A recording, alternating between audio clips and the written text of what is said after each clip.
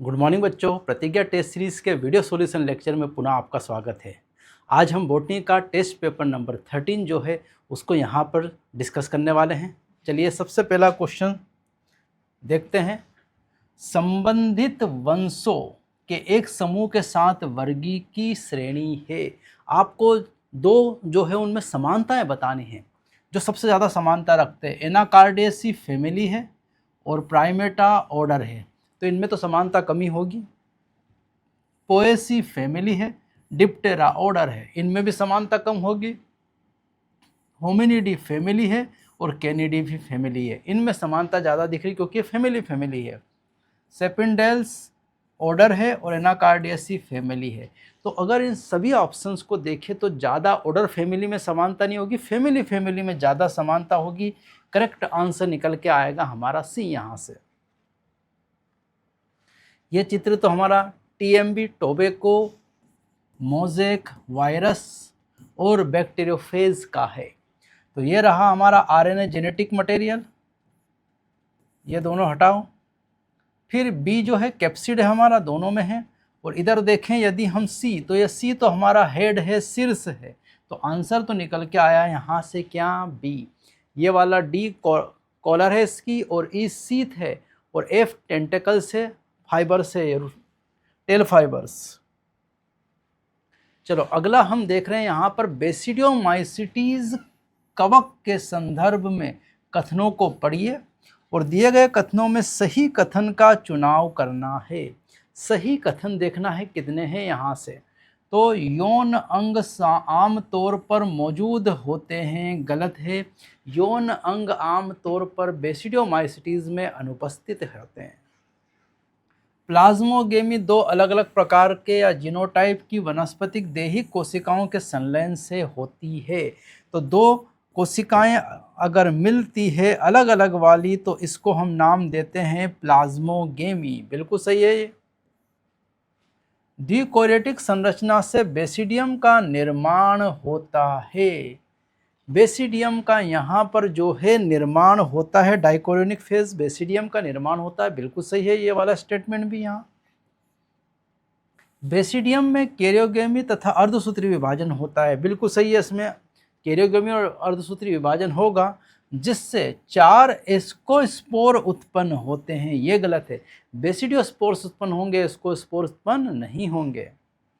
Basidiospores basidium पर बाह्य रूप से उत्पन्न होते हैं। बिल्कुल सही है, ये एक्सोजीनियस ग्रोथ है। ये इस तरह से यहाँ पर ये कोनिडिया टाइप के बेसिडियोस्पोर्स जो हैं वो बाह्य रूप से इस पर यहाँ पर निर्माण होगा उनका। तो हमारा स्टेटमेंट जो सही आएंगे कितने हैं यहाँ पर, 1, 2 और 3। तो 3 यहाँ पर सही स्टेटमेंट, आंसर निकल के आएगा ए। सही बताना था।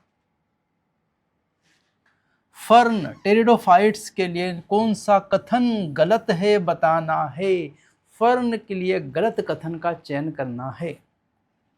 इक्विसेटम में स्पोरोफिल एक सघन संरचना में व्यवस्थित होता है जिसे स्ट्रोबिलाई कहा जाता है। ये तो सही कथन है हमारा, स्ट्रोबिलाई ही कहते हैं उसको हम। बीजाणु जनन कोशिकाओं की बीजाणु मात्र कोशिकाएं समसूत्री विभाजन द्वारा बीजाणु उत्पन्न करती है। यही गलत कथन है। समसूत्री नहीं, अर्धसूत्री विभाजन द्वारा ऐसा करती है। और गलत ही बताना था, तो ये हमारा उत्तर ही मिल गया हमको यहाँ पर। इसमें तो सोचना ही नहीं है। एमएमसी मात्र कोशिका में हमेशा अर्धसूत्री विभाजन होता है। अगला प्रश्न, जिम्नोस्पर्म में प्रजनन संरचनाओं का सही क्रम व्यवस्थित करें। जिम्नोस्पर्म जो है उनमें हमको यहाँ क्रम बताना है। तो सबसे पहले हमने मादा शंकु लिया, बिल्कुल सही है। गुरु बीजाणुधानी हुआ, ये जो है हमारा मेगास्पोरेंजिया होते हैं शंकु में, बिल्कुल सही है। फिर गुरु बीजाणु मात्र कोशिका एमएमसी, बिल्कुल सही है। इससे निकलती है स्त्रीधानी आर्किगोनियम, एमएमसी से बनता है जैसे एम्ब्रियोसेक, मादा युग्मोद्भिद आर्किगोनिया, ये भी सही है। युग्मनज जायगोट बनेगा और जायगोट से बीज निर्माण होगा। ये तो पहला ही उत्तर हमारा क्या रहा यहाँ पर, सही मिल गया हमको। यही तो क्रम है यहाँ पर। मॉस में फर्न या मॉस की बात चल रही है यहाँ पर, मतलब ब्रायोफाइट्स की बात चल रही है। दूसरी युग्मोद्भिद अवस्था पत्तीदार अवस्था के बारे में कथनों पर विचार कीजिए। फर्स्ट अवस्था प्रोटोनीमा और दूसरी अवस्था मोस में है पत्तीदार अवस्था, लीफ स्टेज। उसके बारे में आपको क्या है, सत्य कथन बताने हैं यहाँ पर इस लीफी स्ट्रक्चर के लिए। पत्तीदार अवस्था द्वितीयक प्रोटोनीमा से पार्श्व कली के रूप में उत्पन्न होती है। बिल्कुल सही है। तो जो प्रोटोनीमा है उसमें पार्श्व कलिका, जैसे हाथ हमारा निकला है शरीर से, ऐसे ही लीफी स्टेज बनती है। इनमें सीधी पतली अधिकाएं होती है जिन पर सर्पिलाकार पत्तियां लगी होती है। ये भी बिल्कुल सही है, सर्पिलाकार ही पत्तियां लगी होती इस पे। वे एक कोशिकीय प्रकंदों मतलब राइजोम के माध्यम से मृदा से जुड़े रहते हैं। तो यहाँ एक कोशिकीय गलत है, बहु कोशिकीय आना चाहिए। यहाँ पर एनसीईआरटी की लाइन है, मल्टीसेलुलर राइजोइड से एक कोशिकी नहीं है। यह पत्तीदार अवस्था लैंगिक अंग को जन्म देती है। यहीं से लैंगिक अंग निकलते, नर और मादा अंग। तो ये बात भी सही है। कौन कौन से कथन सत्य है, तो यहाँ से पहला दूसरा और चौथा, पहला दूसरा और चौथा हमारे यहाँ से क्या आए हैं, करेक्ट। पहला दूसरा और चौथा आंसर यहाँ पर क्या है, करेक्ट, सत्य बताना था आपको। अगला देखें, अभिकथन एसर्शन, हस्ताकार संयुक्त पत्तियों में रेचिस नहीं होता। बिल्कुल सही है। इनमें यहाँ पर एक बिंदु जो पेटियोल है, यहीं से पत्तियां ऐसे निकलती हैं और एक बिंदु पर जाकर जुड़ जाती है इसी तरह से। तो इनमें जो है रेचिस नहीं पाया जाता, जैसा हमारी नीम की पत्ती में मिलेगा। हस्ताकार संयुक्त पत्तियों के पत्र के पेटियोल के सिरे से जुड़ी होती है। ये पेटियोल का जो है ये वाला, इसके सिरे से जुड़ी हुई है सारी पत्रक मतलब लिफलेट्स। तो ये भी बिल्कुल सही है। और ये कथन कारण की सही व्याख्या करता है, क्योंकि इसी बिंदु से जुड़ी, तभी तो रेचिस नहीं है। यहाँ पर पेटियोल से सीधा जुड़ गया है, नहीं तो रेचियोस होता तो रेचिस से जुड़ती है। अब यहाँ अगर नीम की पत्ती में देखें तो ये रेचिस मान लो हम यहाँ, तो सारी लिफलेट जो है ये लिफलेट है, और ये लिफलेट आकर किससे जुड़ी हुई है, इस रेचिस से। और ये पेटियोल तो यहाँ मिलेगा आपको, पर इनमें तो सीधा सीधा यहाँ पर लिफलेट रेचिस से जुड़ी नहीं, क्योंकि सब एक बिंदु पर है यहाँ पर पेटियोल के सिरे पर। तो ये करेक्ट एक्सप्लेनेशन है यहाँ पर। ए और आर दोनों सत्य और आर ए का सही स्पष्टीकरण होगा। ए आंसर करेक्ट होगा यहाँ। निम्न कथन पढ़ें। दिए गए कथनों में कितने सही कथन बताना है आपको। बांझ पुंकेसर को स्टेमिनोड कहते हैं। बिल्कुल सही। बांझ जो स्टेमन्स है उन्हें स्टेमिनोड्स कहते हैं। सही बात है।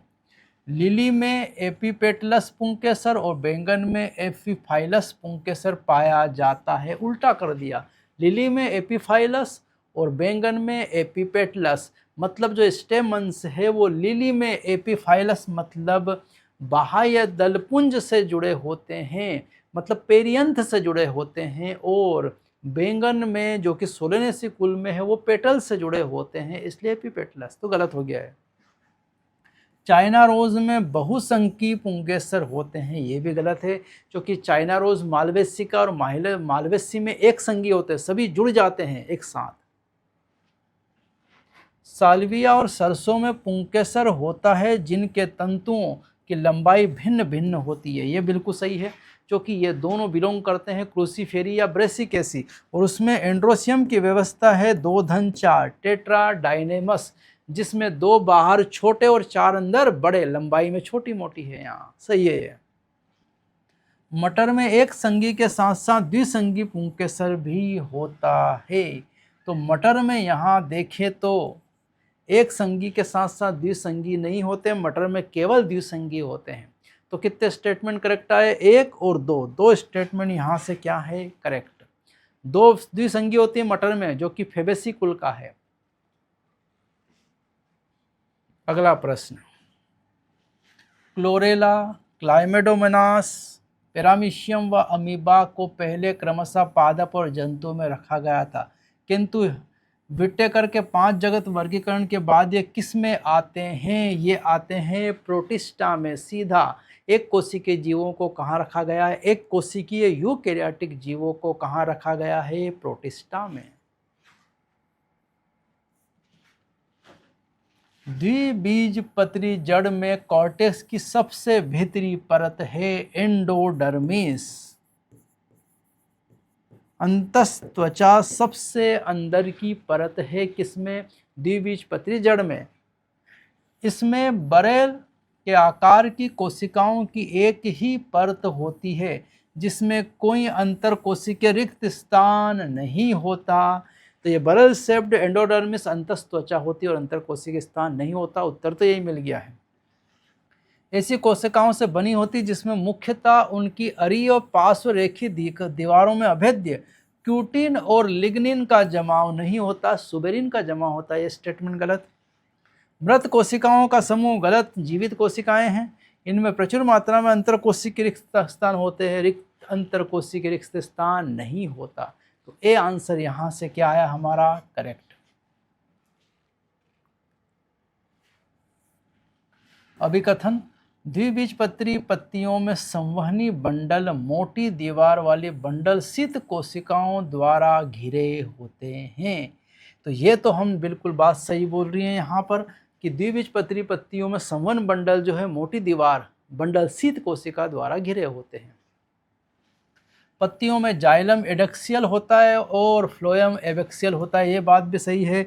जाइलम ऊपर और फ्लोएम नीचे होता है संवहन बंडल में, पत्तियों में। तो ये दोनों बातें सही है, लेकिन सही स्पष्टीकरण ये नहीं है कि बंडल शीत से घिरा होता है। वो रक्षा करने के लिए घिरा होता है, यहाँ ऊपर नीचे का लेना देना नहीं है। तो ए और आर दोनों सत्य, लेकिन ए आर का सही स्पष्टीकरण नहीं है। बी उत्तर आएगा यहाँ से। निम्नलिखित में से कौन सा कथन गलत बताना है? एटीपी का संश्लेषण कॉम्प्लेक्स 5 के द्वारा होता है। बिल्कुल सही है। यहीं पर तो एटीपीएज एंजाइम होता है। उपापचय अभिक्रियाएं श्वसन में प्रोटॉन प्रवणता उत्पन्न करती है।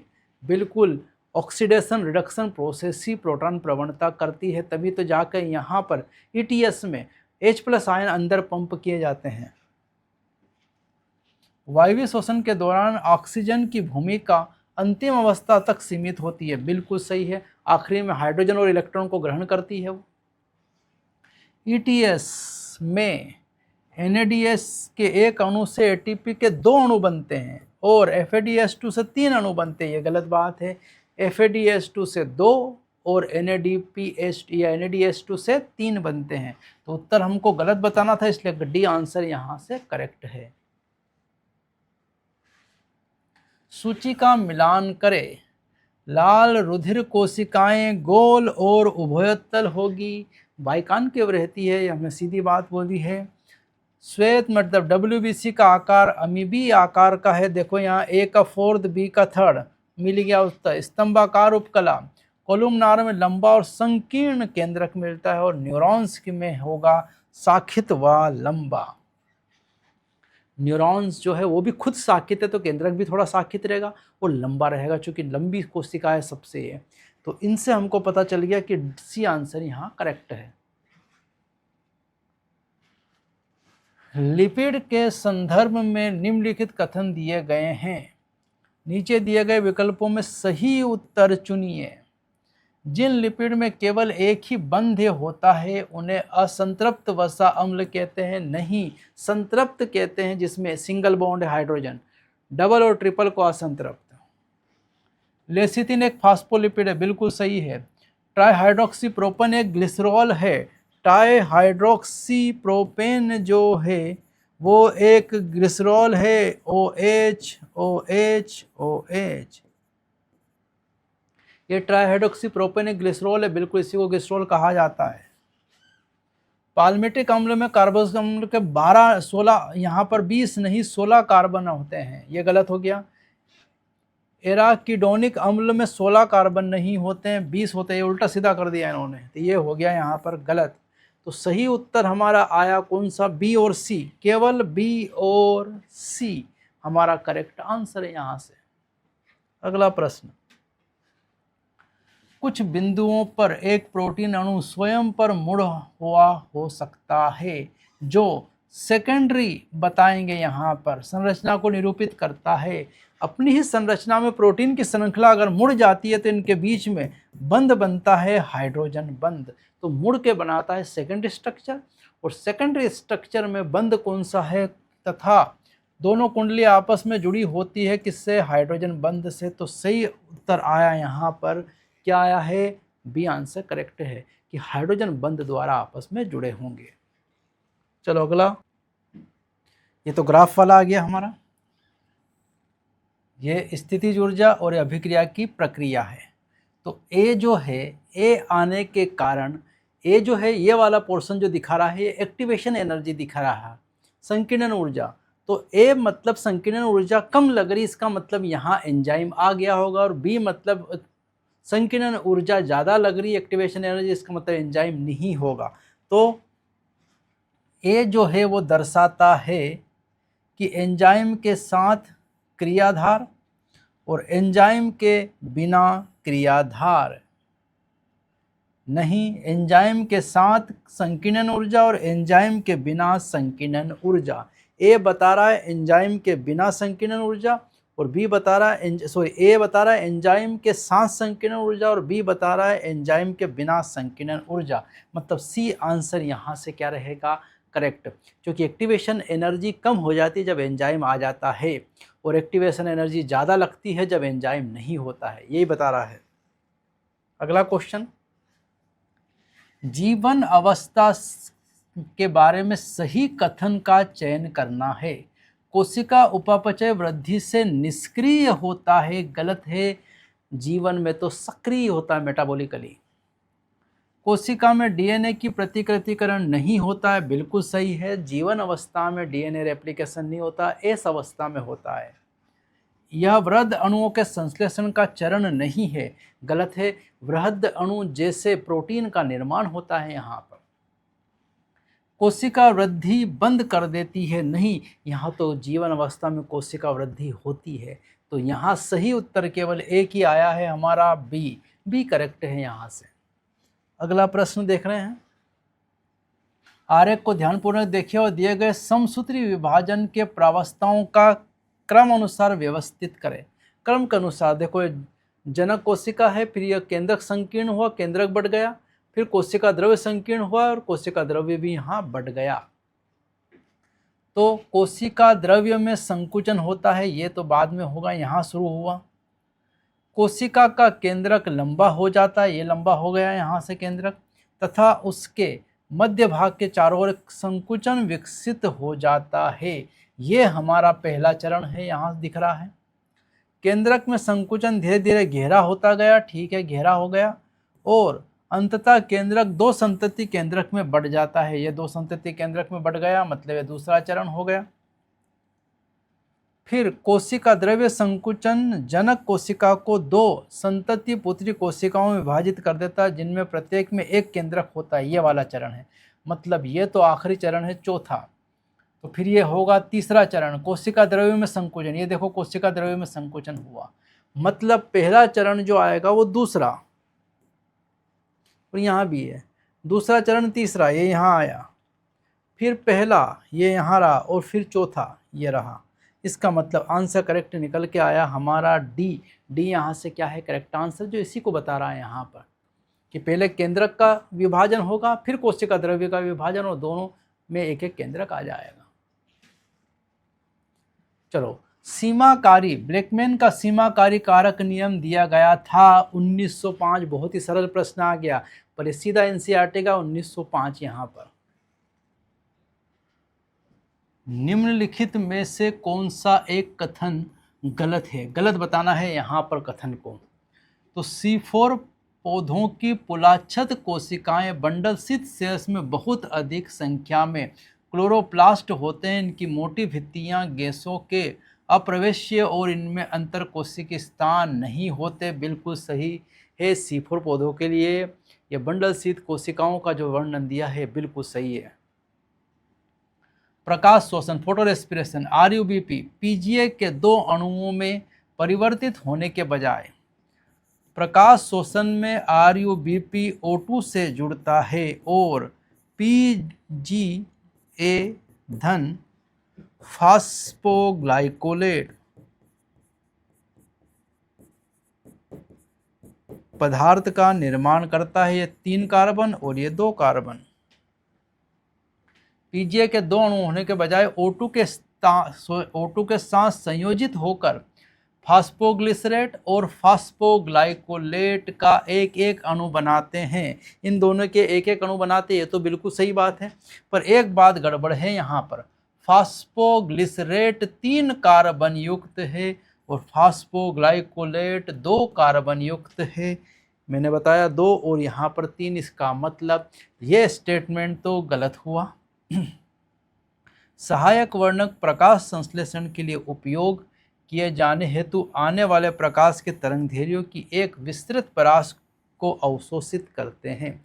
बिल्कुल एसेसरी पिगमेंट जो है वो एक निश्चित परास को, रेंज को क्या करते हैं, अवशोषित करते हैं। यह स्टेटमेंट भी करेक्ट है। प्रत्येक फोटो सिस्टम में सभी वर्णक सिवाय क्लोरोफिल ए के एक अणु के लाइट हार्वेस्टिंग कॉम्प्लेक्स का निर्माण करते हैं, जिन्हें एंटीना भी कहते हैं। ये भी सीधी सीधी एनसीईआरटी की लाइन है और यहाँ गलत बताना था और गलत हमारा स्टेटमेंट आ रहा है कौन सा, बी। तो बी यहाँ से क्या है करेक्ट आंसर। चलो अगला प्रश्न। NADH जो कि कोशिका द्रव्य में के दौरान बनता है, ऑक्सीकारी फास्फोरिलीकरण के लिए माइटोकॉन्ड्रिया में स्थानांतरित कर दिया जाता है। इसका मतलब NADH तो ग्लाइकोलिसिस में ही बनता है, वो है ग्लाइकोलिसिस जिसमें बनता है कोशिका द्रव्य में और फिर स्थानांतरित कर दिया जाता है माइटोकॉन्ड्रिया में ETS के लिए। अगला प्रश्न। ज्वार में मक्का में CO2 स्थिरीकरण में पहला स्थायी उत्पाद मतलब C4 प्लांट है ज्वार। सक्सिनिक अम्ल, फास्फोग्लिसरिक अम्ल, PGA नहीं, पायरिक अम्ल नहीं, ऑक्जेलो एसिटिक एसिड, यही हमारा करेक्ट आंसर है। OAA C4 पादप का प्रथम स्थायी उत्पाद। अगला। घातांकीय वृद्धि को द्वारा व्यक्त किया जा सकता है। ये एक्सपोनेंशियल जो है ग्राफ है, ये इसी के द्वारा यहाँ पर ये होता है एक्सपोज्ड। ये दोनों हट गए, ये लीनियर ग्राफ है और एक्सपोनेंशियल ग्राफ है। जड़ तने दोनों के शीर्ष पर लगातार विभाजित होने वाली कोशिकाएं हैं, विभाज्योतक, परिपक्व नहीं। कौन सी है, विभाज्य ऊतक है, चरण को व्यक्त करते हैं। तो आंसर निकल के आया बी यहाँ से। नीचे 2 कथन दिए गए हैं। कथन। ऑक्सीजन सर्वप्रथम मनुष्य के मूत्र से पृथक किया। सीधी एनसीईआरटी की लाइन, बिल्कुल सही है। ऑक्सीजन को मानव के मूत्र से पहली बार पृथक किया। कारण देख लेते हैं। ऑक्सीजन जाइलम विभेदन को नियंत्रित करने तथा कोशिका विभाजन में मदद करता है, ये भी सही है, लेकिन कथन कारण की सही व्याख्या नहीं कर रहा है। मानव मूत्र से पृथक किया, क्यों पृथक किया, इसका कोई जवाब नहीं आ रहा है। ये तो उसका कार्य है, यहाँ पर पूरे पृथक्करण है। दोनों कथन और कारण दोनों सत्य और कारण कथन का सही व्याख्या नहीं। कथन और कारण दोनों सत्य परंतु कारण कथन की सही व्याख्या नहीं है। आंसर आएगा हमारा क्या, ए। अगला। बीजांड क्या है, ये ओव्यूल जो है हमारा, इस ओव्यूल के अंदर अगर हम देखें यहाँ पर तो ये वाला हिस्सा हमारा बीजांडकाय न्यूसेलस जो कि 2n है, द्विगुणित है।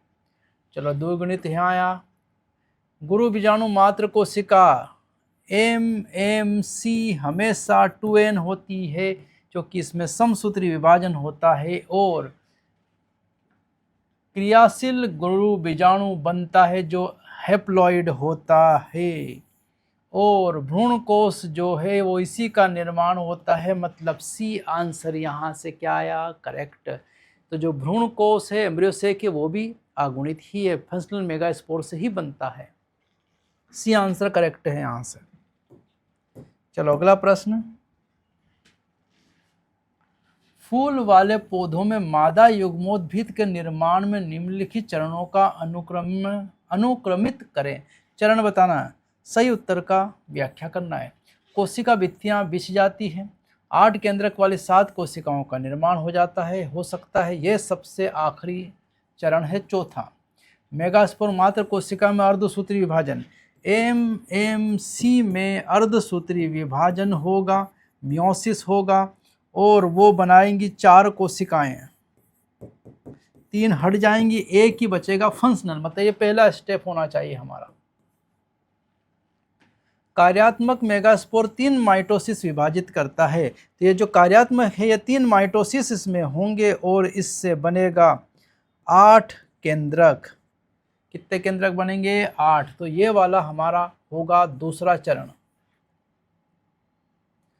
कोशिका भित्तियां बिछ जाती है, तीसरा चरण। फिर इनमें बिछेगी, यहाँ पर बीच बीच में कोशिका भित्तियां, और ये कोशिकाएं बनेंगी 7 और 8, मतलब सही ऑप्शन आएगा सी। फर्स्ट सी है, सेकंड हमारा डी है, सी डी, और ए और बी है, मतलब यहाँ से उत्तर आया सी।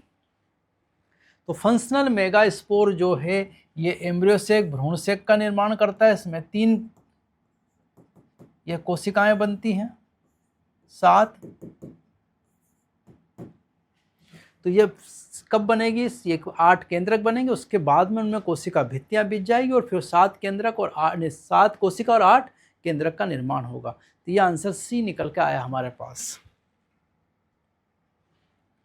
लघु बीजाणुधारी माइक्रोस्पोरेंजियम की निम्नलिखित परतों को बाहर से अंदर की ओर व्यवस्थित करें।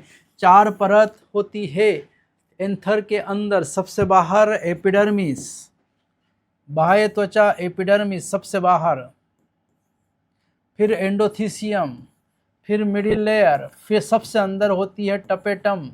तो आंसर आएगा डी बी सी और ए, मतलब आंसर यहाँ से करेक्ट आया कौन सा? बी। तो ये तो हमारा सीधा सीधा एनसीईआरटी की लाइन है। यहाँ निम्नलिखित में से कौन सी विशेषता मुख्य मनुष्य के रक्त समूहों की वंशानुगति को दर्शाती है? रक्त समूह जो है वंशानुगति, तो हम जानते हैं रक्त समूह जो है हमारा वो IA, IB और IO 3 एलील से नियंत्रित होता है, मतलब बहुविकल्पीय मल्टीपल एलीलिज्म उसमें होता है। 2 से अधिक एलील मिलकर एक लक्षण को नियंत्रित करते हैं, और जब ये दोनों मिल जाते हैं IA, IB, तो ये दर्शाते हैं सह प्रभाविता, को डोमिनेंस। तो ये भी सही है यहाँ पर। और जब ये मिल जाते हैं IB, IO, तो BO पर प्रभावी हो जाते हैं, मतलब प्रभाविता का नियम भी दर्शा रहे हैं, मतलब फर्स्ट, सेकंड, थर्ड तीनों नियम दर्शा रहे। अपूर्ण प्रभाविता नहीं, पॉलीजेनिक इनहेरिटेंस भी नहीं, ऐसा कुछ भी नहीं दर्शाते। तो करेक्ट आंसर बी निकल के आएगा। अगला है संतान में अलिंग गुणसूत्र प्रभावी जीन के कारण अप्रभावी, ऑटोसोमल अप्रभावी जीन है, और एम और एन आपको बताना है यहाँ से इनका कॉम्बिनेशन क्या होगा। यहाँ लड़का बीमार है और लड़की जो है, लड़का बीमार है, लड़की स्वस्थ है। तो चलो देख लेते हैं करके। यहाँ पर ये बीमार है, इसका मतलब ये वाला कॉम्बिनेशन होगा इसका।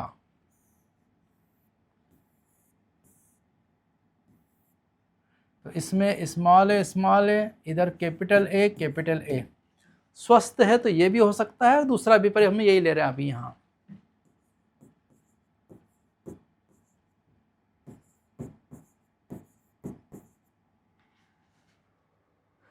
ठीक है, तो सभी जो रहेंगे स्वस्थ, पर यहाँ एक क्या आ रहा है? बच्चा बीमार आ रहा है, इसका मतलब ये कॉम्बिनेशन नहीं हो सकता इस वाले का। ठीक है, इसका मतलब एक ही बात है यहाँ से कि इसका कॉम्बिनेशन जो है वो बदला हुआ है। इसका कॉम्बिनेशन आएगा ये वाला, ये कैपिटल ए स्मॉल है, ये भी स्वस्थ रहेगा, बीमार नहीं होगा। बीमार केवल यही कॉम्बिनेशन हो पाएगा। तो इसका कॉम्बिनेशन होगा यहाँ पर स्मॉल, कैपिटल ए स्मॉल है, तो ये बना हमारा स्मॉल है, इधर बना स्मॉल है। तभी जाकर एक जो आया यहाँ पर बच्चा वो आया बीमार, बाकी यहाँ पर क्या दिख रहे हैं? स्वस्थ। ये स्वस्थ और ये दो क्या है? बीमार। तो ये कॉम्बिनेशन आ गया। अगर ये स्वस्थ है एम, तो इसका सीधा मतलब इसका कॉम्बिनेशन क्या होना चाहिए? एम का कैपिटल ए स्मॉल ए 100%। इधर आ जाओ, ये वाले को देखो, ये स्वस्थ है और ये बीमार है, ये दोनों स्वस्थ हैं। इनका टेबल बना लेते हैं हम। ये वाले का कॉम्बिनेशन ये वाला है, कैपिटल ए स्मॉल ए, और इधर वाले का कॉम्बिनेशन जो कि सभी स्वस्थ है, इसका मतलब इसका होगा ये वाला। ठीक है, यहाँ बताए ए ए ए ए,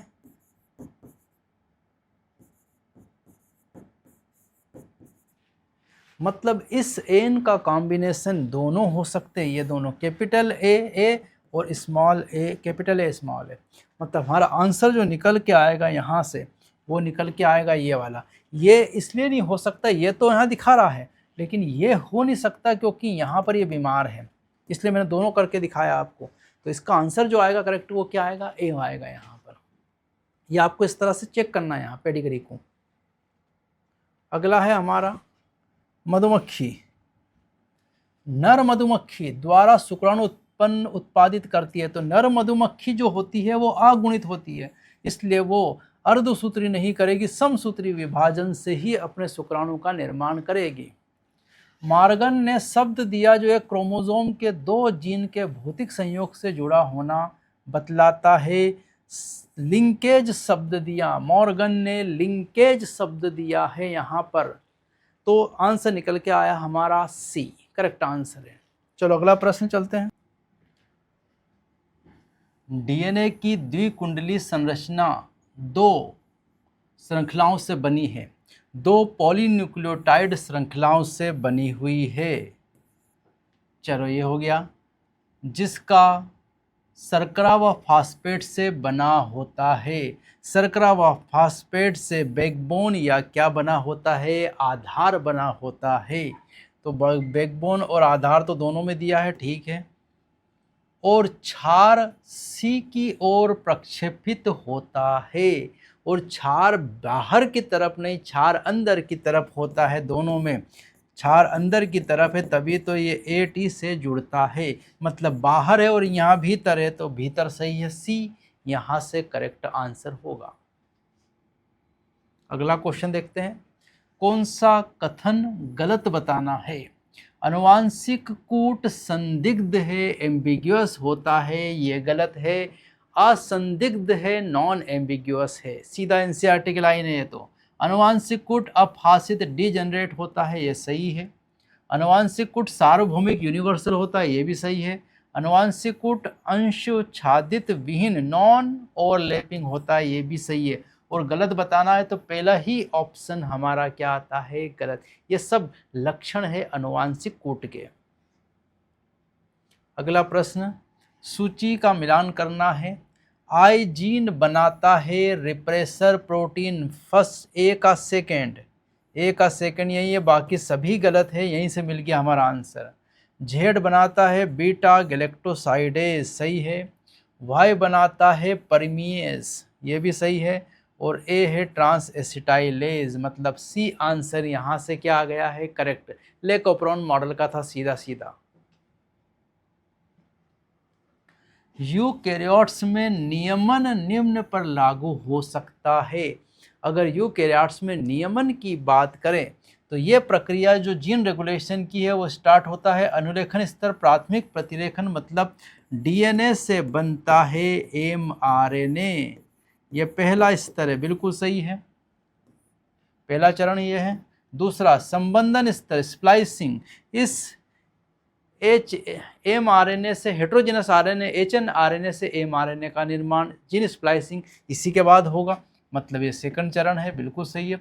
नाभिक से कोशिका द्रव्य तक एमआरएनए का परिवहन, और एक केंद्रक से निकलकर कहाँ आ जाता है, कोशिका द्रव्य में, तीसरा चरण, बिल्कुल सही है। स्थानांतरण ट्रांसलेशन, और ये प्रोटीन संश्लेषण कर देता है। ये तो सीक्वेंस में जमे हुए हैं, ABCD, ये आंसर आ गया यहाँ पर। अगला,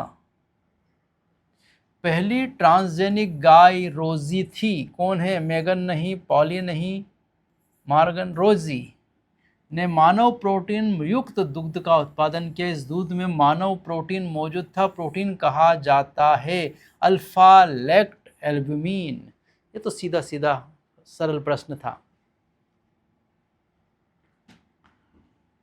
डफ या दाल चावल का बिना बना ढीला आटा की फुली हुई उभरी शकल CO2 गैस के उत्पादन के कारण होती है। बिल्कुल सही है। तो ये जो आटा है ये CO2 गैस के कारण थोड़ा सा फूल जाता है, मैदा वगैरह। ये बिल्कुल सही है प्रश्न, ये स्टेटमेंट पहला। दूसरा कथन, पश्चिम भारत के कुछ भागों में एक पारस्परिक पेड़ तोड़ी इसे अंगूर के सेब को किण्वित कराकर तैयार किया जाता है। एक तो यहाँ अंगूर गलत है और यहाँ ये पश्चिम भारत गलत है, ये दक्षिण भारत में और पाम ट्री में हुआ करता है, इसलिए स्टेटमेंट गलत है। पहला सही दूसरा गलत, पहला सही परंतु कथन दूसरा गलत है। ये बी आंसर यहाँ से करेक्ट होगा।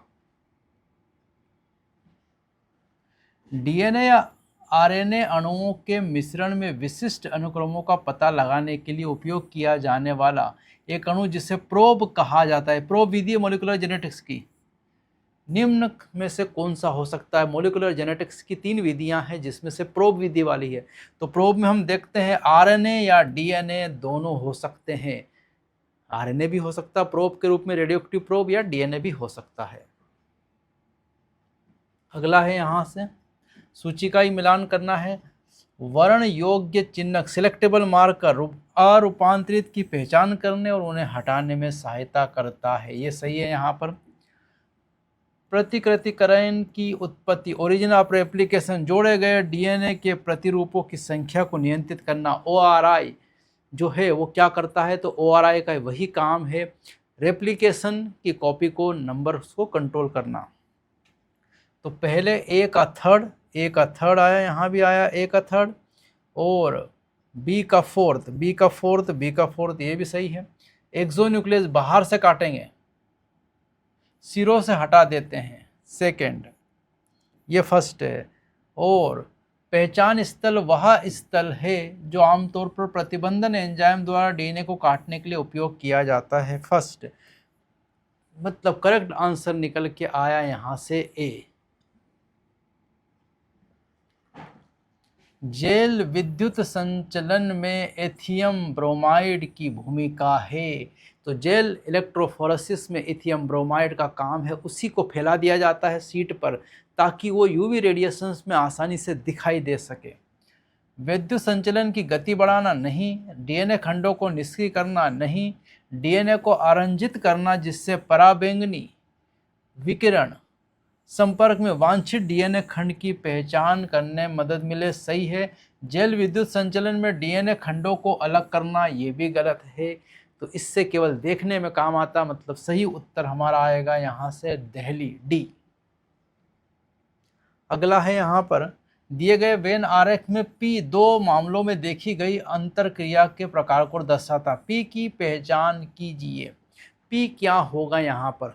तो अगर इस सर्कल को ध्यान से देखें हम तो ये क्या बता रहा? आम के पेड़ पर उगा हुआ आर्किड, ये तो सहभोजिता कमेंसलिज्म दिखा रहा है। ये क्लाउन मछली समुद्री एनिमोन के जंतुओं में रहती है, ये भी सहभोजिता, मतलब दोनों को कॉमन दिखाने वाला पी है। सहभोजिता कमेंसलिज्म को बता रहा है पी यहाँ पर से।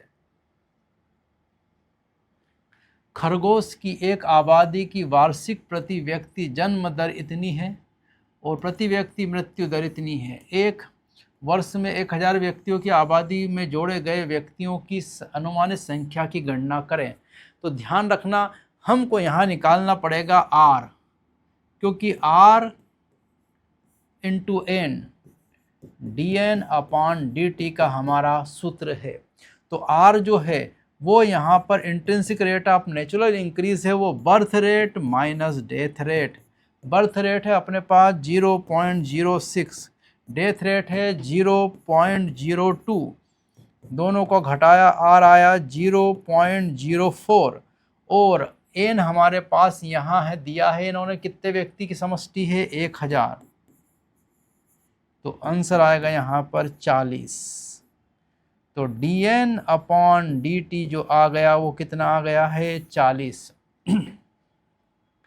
40 व्यक्ति जोड़े गए, तो सी आंसर आएगा यहाँ से करेक्ट। कितने व्यक्ति जोड़े गए? 40।